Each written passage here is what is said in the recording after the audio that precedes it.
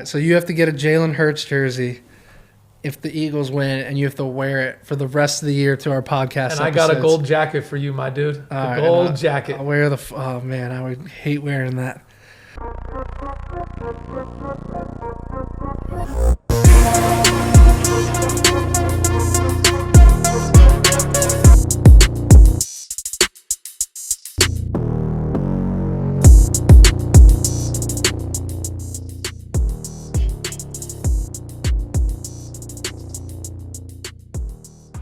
Welcome back to the Disciplined Degens podcast. I'm your host, Matty Betts. I'm here with the biggest degen I know, and also the enemy today, the San Francisco 49ers fan himself, Gino BetOpenly. And today we have a lot to discuss before we even dive into these games today, because I know everybody's here to hear us talk about the Eagles versus the 49ers. Definitely the matchup of the week. We got a few things to cover first before we dive into that. First of all, if you're tuning in on our YouTube, this is a brand new channel, so please like and subscribe. It helps us out a ton right now. And also, I want to give a huge shout out to one of our Disciplined Degens members, Daniel. He's killing it in soccer, up 8 units this week. If you're a Disciplined Degens member currently, make sure you check him out in the member place section. If you're not a Disciplined Degens member, it's $1 a day to sign up. DisciplinedDegens.com. Before we chew each other's heads off, yeah, I feel like this was inevitable. We've been calling this for 3-4 weeks, to be fair. And we said preseason. I'm not trying to hate because you might still be as right as me. Yeah. Preseason, you and Kerry had who? I said Eagles Bills. I think I said Eagles Bills when I talked. When it was me, you, and Ben on the pod. It was close, but the Bills didn't make it. And then I'm Chiefs Niners. Yeah. So I still have 2 dogs alive, but I got both dogs. Bro, there's a ton of people that have been tweeting and DMing me saying like they have exact Super Bowl matchups, and they're like 100-1, 50-1. I think 49ers Chiefs was one, or was it 49ers Bengals? But it's been pretty crazy seeing all these people just coming out with these futures that are right on. I got 26-1 on Chiefs Niners. On the exact? On the exact. That sounds low. No, Chiefs at one point when we did the first episode, they were only plus 650 to 850. Okay, and you don't need a specific team to win. It's just a matchup. You're not wrong. It's not that it was low. Yeah. The Niners actually peaked preseason. Yeah. You could have got them way bigger when we were 3-4. Yeah. But preseason, people were pretty hyped on us. Yeah, that's true. You know, it was supposed to be Trey's new team. Remember, we've had up and down, but yeah. It's crazy to think you're on your third quarterback. I know. And it's worked out well. I mean, is it fair to say that Brock Purdy is better than both? I don't want to throw Trey under. It's definitely fair to say that Brock performed way better in his first game than Trey in his first. Yeah. Trey needed time to develop, but I mean, is it fair to say Jaylen Hurts had an MVP season, whether he wins it or not? Bro, I'm just saying he had an MVP season. Yeah, he's number 2, and if it wasn't for the injury, I think it's 1A and 1B with him and Mahomes, and maybe the voters give it to Jaylen just because Mahomes has already won one. You never know. Yeah, you're alive. We'll see what happens. All right, let's dive into the trend and topics of the week. The first thing, before we even get into the Eagles-49ers game, Patrick Mahomes. A high ankle sprain is pretty serious. Very serious. This line opened up at -3. Which seemed about accurate, right? And now the Chiefs are +2. How much do you put into this injury? How much do you put into the line movement? And what do you think about it overall? I was absolutely screaming at my TV when they let him go in on that same series. All I said was, call a timeout, unwrap the kid's ankle, and let a doctor look at it. You don't go out there, like let's just say it was a hairline fracture. You don't go out there and hobble around on it, and that's exactly what he did. Yeah. I don't know if it made it worse or not. Fucking very stupid to let that happen. Yeah. If he is even 50% as injured as we saw him that game, he's a liability. He was not planting that back foot. Yeah. He still has a hell of a cannon. He has a shortstop arm where he doesn't even need his legs underneath him to throw darts. But this will take away significantly from his ability to be himself. And let's not even talk about throwing downfield. Let's talk about mobility. And that's where he's most dangerous. The circus throws, the running, the shuffles. It's honestly crazy. I actually want to see, like, if any of these sports books have his, like, a Russian prop on it. I won't be surprised if it's off the board. But, like, I mean, could you even imagine taking his under on the Russian prop? Let's see if it's even on here. I don't know. We got that narrative for sure. Yeah. The Russian prop, they won't have that out there. Yeah, I don't see it. What else? I mean, I would say without a doubt, we have the NFC game. Yeah. People would say it's a defensive battle, but we're two of the best offenses in the NFC as well. Yeah, no, that's very interesting. I think everyone likes the under of that game. We'll dive into that here in a little. Yeah. One other thing I want to go over, and you've been spot on about this all season, the Buffalo Bills. We've talked all year about how they've always been the consensus number one best team in the NFL, for whatever reason. But it's funny how much Josh Allen just does it for them. He hides so many of their flaws. They couldn't run the ball. They have all these issues. What do you think? Are you high on Cincinnati or are you low on Buffalo, or is it a combination of both? So going back 2 weeks, I said you can't fade both Cincy and Buffalo in the game versus each other. So you and I both went Cincy. Yeah. And I am fading Cincy. I still can't believe. I'm not. It's not that I'm not high on Cincy. They played a great game. Yeah. I was really low on Buffalo. Yeah. Again, trying to parlay that into where we're going. Yeah. I'm not taking anything away from the Eagles. You only can beat who's in front of you, and they straight wax them. But what has Philly done in this playoffs? Beat, in my opinion, an average, overachieving New York Giants. I'm just saying, I put the New York Giants and the Seattle Seahawks on the same playing field. You guys absolutely destroyed them. We kind of did that to Seattle in the second half. So again, I'm just saying, I'm trying to bring people back down to earth here. It's not that I'm not high on Philly. I'm a little lower on the New York Giants. I'm lower on the Bills. That's how I see it right away. To be fair, that Giants team was rolling. There was an argument that Giants team could have competed with the Cowboys. They were rolling, bro. They were rolling. I don't know, man. I still remember very recently they lost in Seattle. I don't know. They were rolling, but they weren't beating that great of teams. The number one judgment against my Niners is who has Brock Purdy beat. Now, I'm gonna defend them till I die. Yeah. We beat Miami. We beat Tampa Bay. Now we beat Dallas. Three playoff teams. Mm-hmm. But technically, they weren't all in pristine form. Miami was at full capacity, but yeah, I hear you. I'm just trying to give people alternative sides to the same story. Yeah, no, it makes sense. All right, well, let's talk about the Niners game a little bit. One thing I think super interesting that nobody's talking about right now is Brock Purdy and Jalen Hurts. A cool narrative about this is they were both at one point doubted by Nick Saban in college, right? So Nick Saban literally said to Brock Purdy, and this is so savage. He's such a straightforward, straight shooter type of guy. He said, "You're below average in height. Your arm strength is whatever. Your accuracy is average." He literally told Brock Purdy that, right? And then we all know the story about Jalen Hurts. He was a starter for Alabama. He played incredible there for years. Then he gets benched by Tua, or he gets benched for Tua. And then he goes to Oklahoma and has a crazy season there. So it's kind of ironic that both of these guys were, in a way, doubted by the goat of college football, like Nick Saban. So it's a pretty interesting narrative. And another thing is we forget, and a lot of people don't know this, but Jalen Hurts and Brock Purdy played each other in college, right? Yeah, that was a 42-41 game, I believe, something like that. Yeah, it was a very, very close game in college. And I could argue that Hurts had a better supporting cast. Yeah. And I think statistically, Purdy had a better game. Who do you think has the better overall roster as of today, the Eagles or Niners? Oh, man.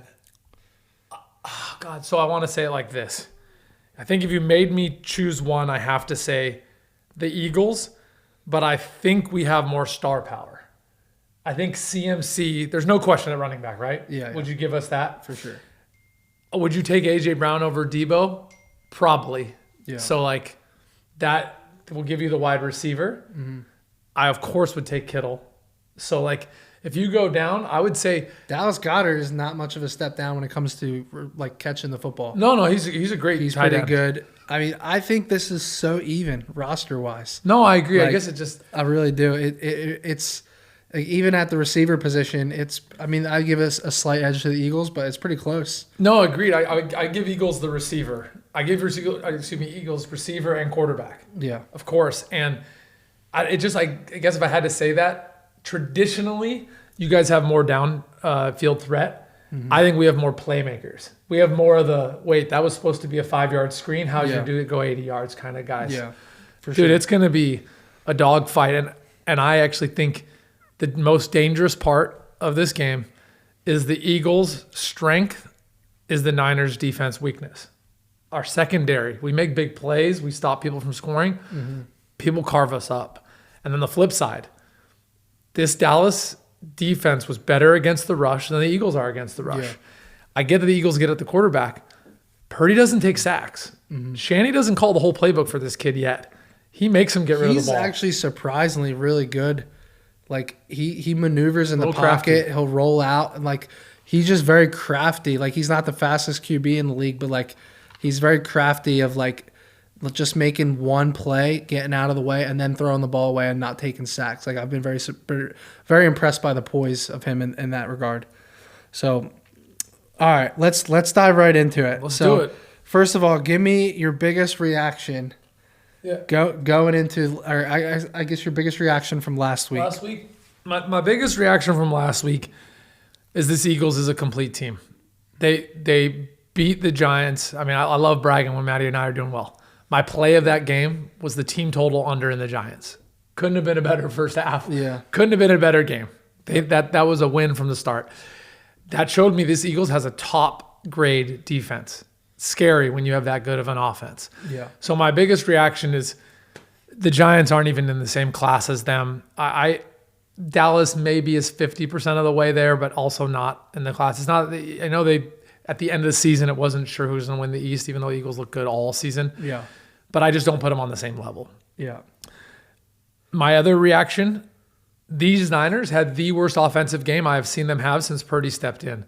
Potentially the worst offensive game we've had in 12 to 13 weeks.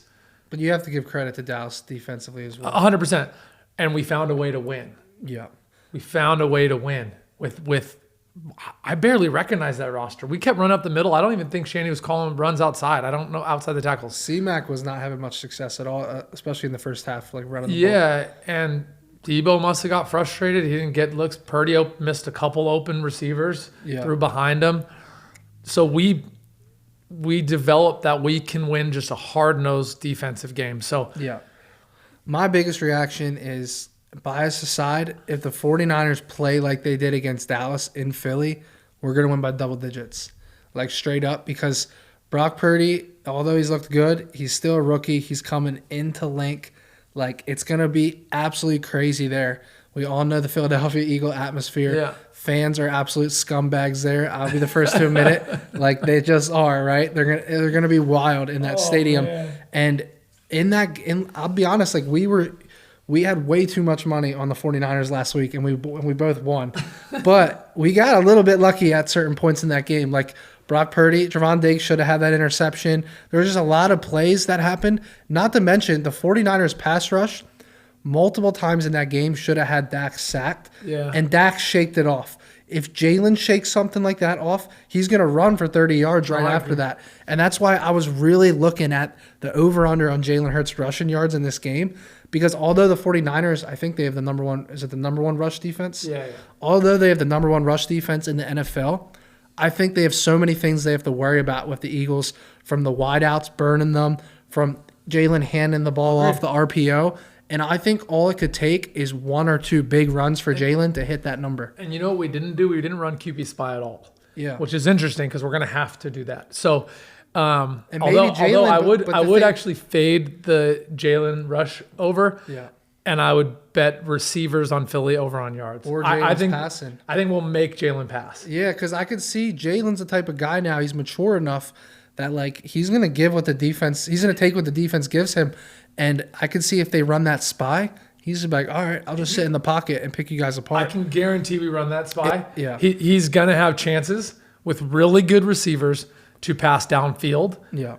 That it scares me. So to Matty's point again, we're not going to agree on anything today. I will say I agree with everything you just said. If the Niners have the same game, they will not win. Yeah. Period. I do think the Eagles are in for a bit of a rude awakening that this is the second team they're facing in the playoffs. There is nothing I saw about that New York Giants team that resembles my Niners. Absolutely nothing. They were a very traditional team, winning with defense, running the ball. They just didn't do a lot.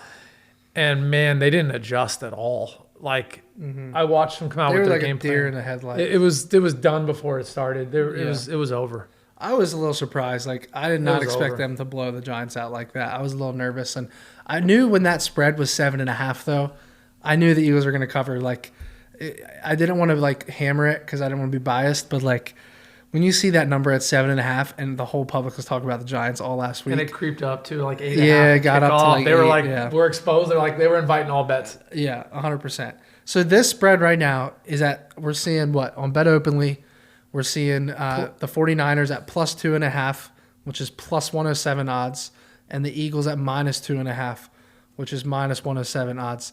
Taking your 49ers hat off for a second, where do you see value in this game? Because the over-under's at 46. I've seen it as low as 45.5 earlier this week.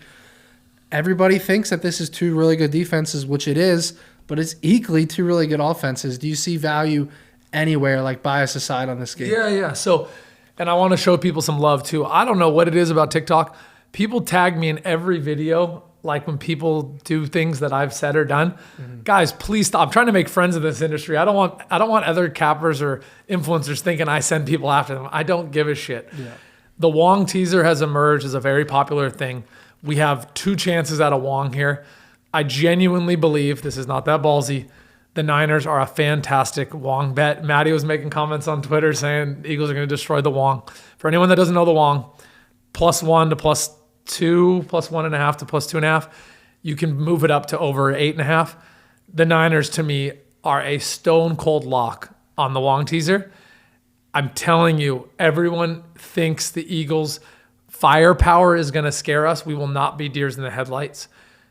In addition, we will not score as little points on Dallas as we did the Eagles. My number one play on this game is over 46 without my bias. I genuinely believe both of these teams are telling their defenses.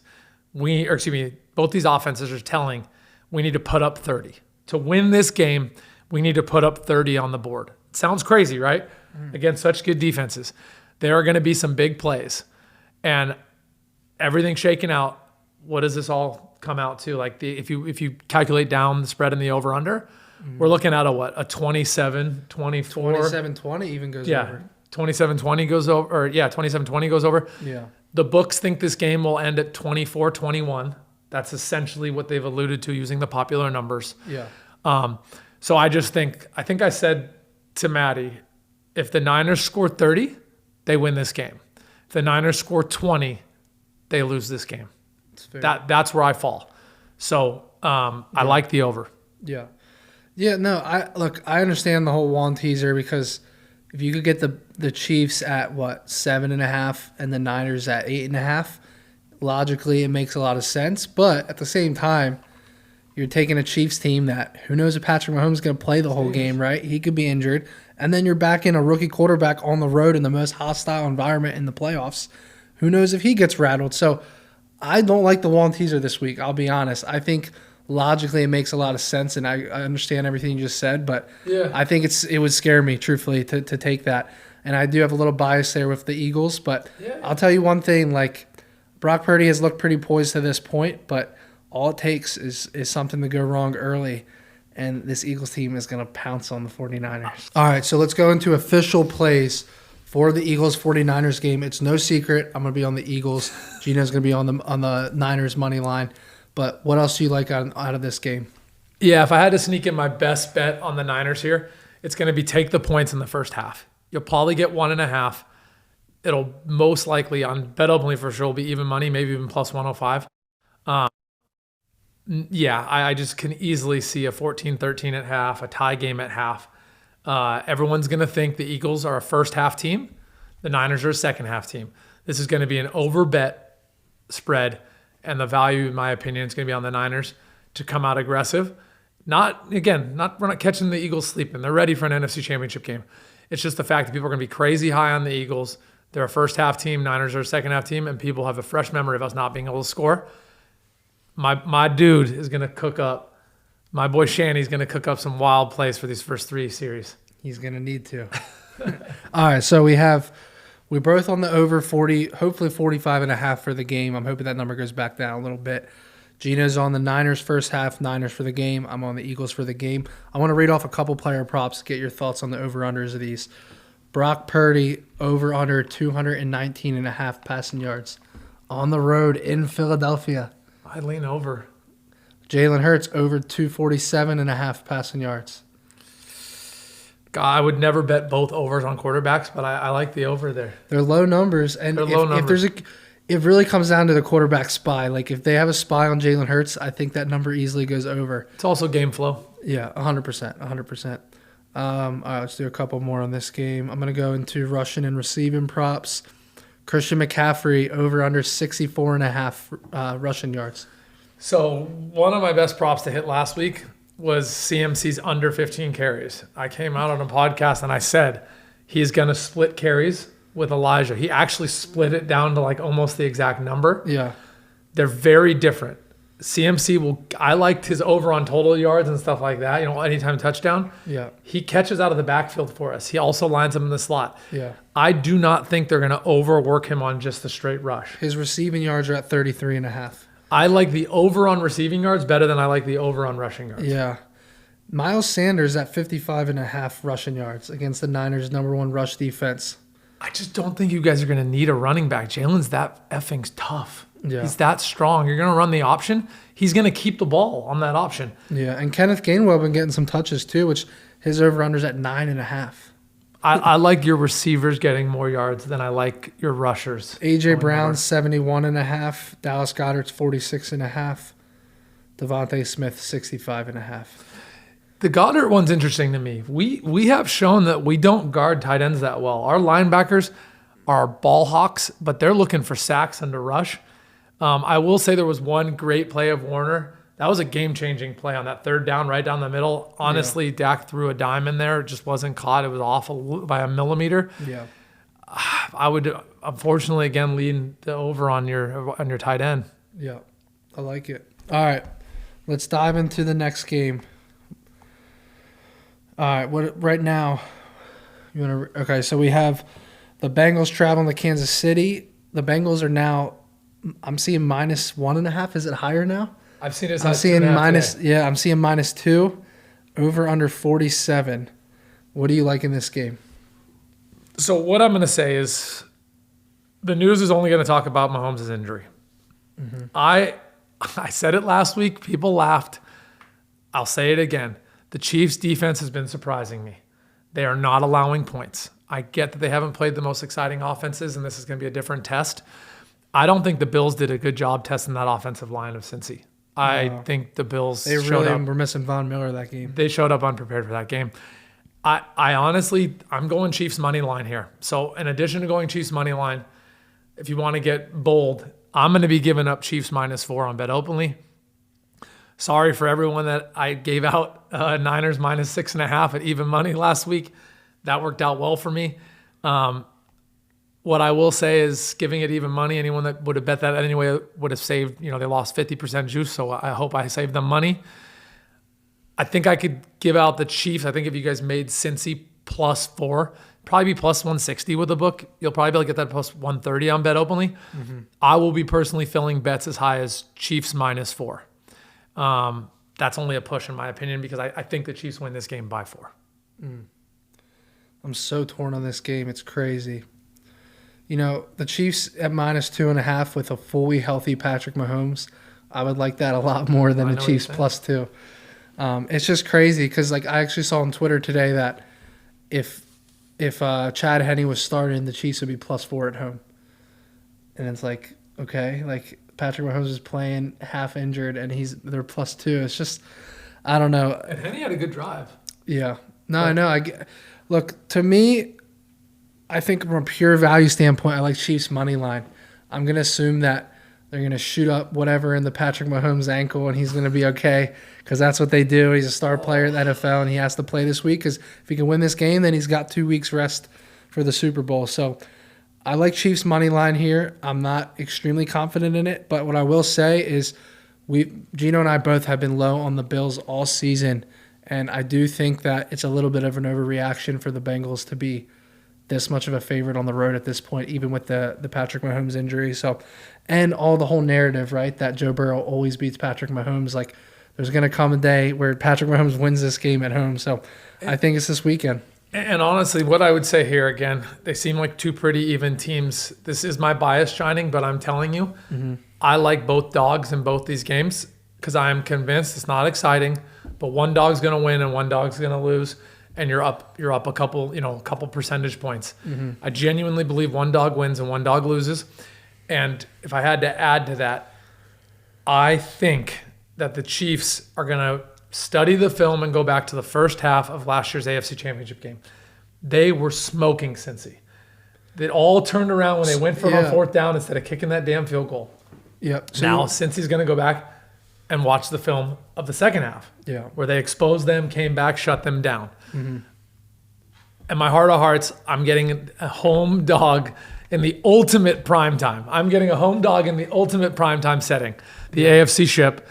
And I do believe there is a little bit of an overcorrection on this injury. Yeah. And that's all. I think as a pocket passer, Mahomes did lose some of what makes Mahomes magical. Yeah. But I still think as a pocket passer, he's serviceable and they're going to be able to win this game. Yeah. You know what's interesting? I saw this today is the 3 games Patrick Mahomes lost to Joe Burrow. They were winning going to the fourth quarter in all 3 games. All 3 games. Wow. You know what's interesting is with them at +2 right now, I'd imagine that means I could get the Chiefs +1 in the first half. And to me, that's really interesting because, you know, the Chiefs have consistently been the better team against the Bengals in the first half. They're at home. You know, maybe they control this game a little bit early, and Patrick Mahomes, you know, who knows what could happen throughout the extent of this game. One hit to his lower body, who knows? So I almost feel like there's a little value here on the Chiefs in the first half. Like, what do you think about that? I like it, and I just think people don't put enough focus on how complete this Chiefs offense is. Yeah. They're going to be able to run a lot of little shifty plays where Mahomes doesn't have to plant his foot, where they're getting it out of his hands quick. I like the running backs. They're not the greatest. They're not known for their rush, but I like their quick slants. I like their screens. Again, I'm both dogs money line here. Anyone wants to call me on it, you can take Cincy as high as +4. I think you'd get Cincy +4 at like -130. All right, let's go over some player props in this game. We'll pull some up right now. Let's see.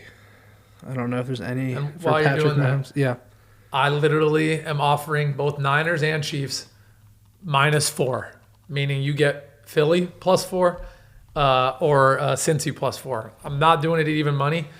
I was too exposed on the last game, even though it cashed. Bro, but it got to the point last game where I was like, all right, I got a few $1,000s on this game, and I would just keep getting DMs and tweets, and I couldn't turn down people because like I was literally on camera saying like, just send me your ticket and I'll take it. Oh. And then next thing you know, I look at my open bets during the game, and I have Niners money line, Niners -3, Niners -3.5, Niners -4, Niners -5.5, and we got lucky as hell that they won by 7. I think they should have won by 14. Yeah, that's true, but but it was just crazy. So all right.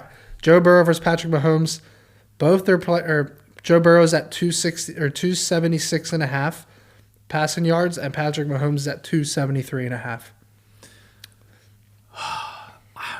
I've said this 3 times. I'm so square. I would go over passing yards on Mahomes. I actually think he gets into a different role, and I think the Chiefs cook downfield, dude. I know everyone. What's the guy's name? Eli Apple. Yeah. Bro, he's going to get humbled at some point. You see how active he is on Twitter? He's literally like quote tweeting like players from the opposite team from last week and saying Cancun on 3. You remember Patrick Beverly did that in the NBA? He would troll all these people after sending them home. And Eli Apple is trolling all of these NFL players. Stephon Diggs, Josh Allen. He said Stephon Diggs and Josh Allen should go to couples therapy and he'll pay for it because they were, you know. But Eli Apple's a type of defensive player that like he'll have a good game and get cocky, and then the next game he's gonna get burnt. Like I can see that happen in this game 100%. And I do actually like the under in this game. Yeah. I think the Chiefs D steps up and holds Cincy low. So, yeah, I would go under on Mixon's rushing. Mm-hmm. Let me pull that number up. Yeah, I would go Mixon 57.5. I would go under more on Burrow's attempts than on his yards, if I had to say one. I genuinely believe that this game is more of a grind game. 25.5 pass completions, 38.5 pass attempts. Yeah, I would go under 38.5 pass attempts. Yeah. Just in a grinding game with a lot of clock being eaten up. Yeah. I think both teams are going to try and control this more. Let me ask you this one. Since he went quick against over 2.5 touchdowns for Mahomes is plus 175. The under is minus 215. Oh, man. I'd be over there. Get the plus I'll slants, 175 on that. I mean, I would. He gets 3 touchdowns. And everyone's now talking about, is Mahomes the greatest ever? He was on a bum ankle and had 3 touchdowns and 300 yards. The more we talk about this game, the more I like the Chiefs, honestly. The public's going to get slaughtered on Cincy. I'm telling you. Throwing my homie a bone here. Yeah. I genuinely believe bets will be split on both Philly and the Niners. Yeah, for sure. I think there's going to be a disproportionate amount of Cincy bets, and the public gets slaughtered. Yeah, I want to see on Sports Insights right now. I could tell. Yeah, you please pull it up, and I'll give you some too. So right now on Sports Insights, I'm seeing 76% of the tickets and 73% of the money on the Bengals. Yeah, exactly. But I'm also seeing on Philly a shitload on Philly, even more. 68% of the tickets and 91% of the money is on Philly. I saw this. It makes sense though, because that line went from 1.5 to 2.5. And do you think that number could hit 3? I cannot see the books given the underdog. I just think there's too many sharps waiting out there for those threes. I think what they would do, I don't know how many people have been betting for that long. I've seen games go minus 2.5, minus 125. Stuff like that. I think they'll keep skewing the dollar. I don't think they move it to 3. Let me check FanDuel because I'm seeing on Sports Insights that, okay, never mind. That was the opening line at 3 on the Kansas City game. That's a lot, dude. Yeah. Oh, man, these are going to be wars. And you know what I wanted to talk about too, Matty, if you're good with it? Super Bowl exact results. Yeah. This is, of all the degen shit we talk about or all the discipline stuff we talk about, the most degen stuff I do this late in the season is I like the exact results because it's like a parlay, basically. Yeah. You're parlaying both teams to win and then who wins the next game. So you're basically doing a 3-team parlay. Yeah. But let me give you to top bottom. The least paying result is Philly to beat Cincy. Makes sense. They're both favored. But that to me tells me NFC's favored, which you were telling me earlier, you can get the NFC at plus 100 right now in the Super Bowl. Yeah. If that's the lowest paying one. It doesn't make, there's a lot of these correlations don't make sense. They don't, but capitalize. I've seen the AFC anywhere from a pick'em to plus 2 in the Super Bowl. Or no, I'm sorry, the NFC. NFC, yeah. I've seen the NFC anywhere from a pick'em to plus 2, meaning right now the AFC is slightly favored to win the Super Bowl, which I don't agree with. I really don't. I think whoever wins this game wins it all. I really do. I think that these two teams have the more complete rosters out of the 4. Now, with that said, Joe Burrow and Patrick Mahomes have both been to Super Bowls. Like, we have it. Our quarterbacks have it. So there has to be some merit to that as well. But I don't understand it. I see the pick'em. I don't see the 2-point. I don't get it. But continue. Yeah. So going my route, unfortunately now it's the longest long shot. Niners to beat the Chiefs is plus 750. Now, all you got to do is pull out a calculator and look at the money line of Niners and the money line of Chiefs and see what you'd get. You'd probably get something like 350, something like that. Mm-hmm. And I genuinely believe if the Niners can go into Philly and win, remember, Philly was the longest undefeated team this year, and minus Hurts' injury, I think they have 1 loss, hard stop. Yeah. So if the Niners can beat the Phillies, I think the Niners are favored in the Super Bowl. Not going to lie, I'm biased here, but I like plus 750. Yeah. No, for sure. None of these are EV positive, by the way. Yeah, these are just fun parlays. Those odds are crazy, though. They really are. Who do you have the Eagles beating? I have the Eagles beating the Chiefs. It was originally I had Eagles over the Bills, but it's now that the Bills are out, I'm going Eagles over the Chiefs in the Super Bowl. Plus 550. Yeah. Okay, so we'll stamp our names off on that. Yeah. Any custom bets? Anything you want to offer on your Eagles? Yeah. I won't flip it. I will. Yeah. On BetOpenly, you have to have a BetOpenly account. Go to betopenly.com if you don't have an account. But if you want to try to take my money, which is not going to happen, but if you want to try to take my money, I'm not going to go as aggressive this week, but I will take the Eagles. What do I have written down here? 5.5. Eagles minus 5.5, and I'll give you minus 130. I'll get plus 130. So that means you can take the 49ers plus 5.5 points, and you only have to pay 30 cents on the dollar to get it. You'd be paying 50 or 60 cents on the dollar on a sports book if you bought that many points in this game. So I'm going to give you the 49ers plus 5.5 at minus 130. That means I'm going to get plus 130 odds. Tweet me, DM me on Instagram, whatever. Send me the ticket, or I'll send you the ticket. You just tell me how much you want, and I'll take it. I think my Eagles have a legitimate chance to win this game, 27-20, 27-21 type of game. So I do think they could cover this. I hear you, my dude. And then I'm gonna stick with not my Chiefs, but the Chiefs. I'll take Chiefs as high as -4. I believe you would get probably around the minus 130 range, minus 135 range versus minus 160 with a book. So again, a 25% gift from both Matty and I. And guys, to be EV positive, you need to find like little 5 and 10% levers to pull. Yeah. We're giving you 20 and 30% levers to pull. Yep, it's gonna bite us in the ass one of these days, because last week it worked out for us, but eventually it's not going to. And before we get off, I want to give you one more chance. Yeah. If you don't want to do exact results, do you buy into picking an MVP early, and you think you have basically that team just with crazier upside? Yeah, it's interesting, right? Like, all right, let's read off these odds right now. So right now, the MVP favorite of the Super Bowl is Jaylen Hurts at 3-1, Patrick Mahomes at 3.5-1, Joe Burrow at 3.5-1, and then Brock Purdy at 6.5-1. And then you have some long shot props: Christian McCaffrey 15-1, Jamar Chase 20-1, Travis Kelce 25-1, Debo 28-1, AJ Brown 35-1, and Nick Bosa 50-1. Looking at that Nick Bosa prop, it reminds me of when I had Von Miller as Super Bowl MVP and I hit it. It was nice. It was nowhere near 50-1 though. I want to say it was like 12 or 15-1. And how is he 50-1? It's because he's one game out. Oh, no shit. He's one game out, okay, yeah. and he's an underdog. Yeah. But no, good point. Yeah. It's also he had a quiet game. Yeah. Nick Bosa got the first holding call of the game versus Dallas. Yeah. And didn't do a whole lot. Again, I'm not hating on the dude. He's a presence just when he's there. Yeah. But all in all, Bosa didn't have that crazy of a game. Debo didn't have that crazy of a game. Yeah. I'll tell you one thing. I'll take my Eagles hat off for a second and just say, like, there's some value on some of these skill players for the Niners to win the Super Bowl MVP, because if the Niners are able to pull off the upset, which I don't think they will, but if they are, you have C-Mac at 15-1, you have Debo at 28-1, you have Nick Bosa at 50-1, and you have a rookie quarterback who's not going to be slinging 3-4 touchdowns in a Super Bowl game. At least I don't think so. Yeah, I agree. So I think that opens up opportunity for players like, I think Christian McCaffrey makes a ton of sense against an AFC opponent here who doesn't. I mean, the Bengals have a pretty good run D, but I think Christian McCaffrey at 15-1 could make sense. I think Debo, and I even think if you want a real long shot, you look at Nick Bosa. And honest, the way I'll go, I'm going to stick with my guns. I think it's the Niners-Chiefs Super Bowl. I've said it all year. I'm riding it out.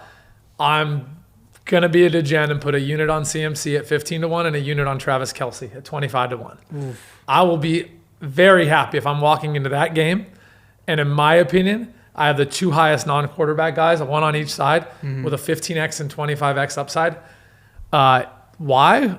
Mahomes might not be 100%. Yeah. These might be little dump passes, these little shuffle passes. What does Travis Kelce have to do to get it? Because, like, if Patrick Mahomes has 3 touchdowns, but 2 of them go to Kelce, it's like who gets it, you know?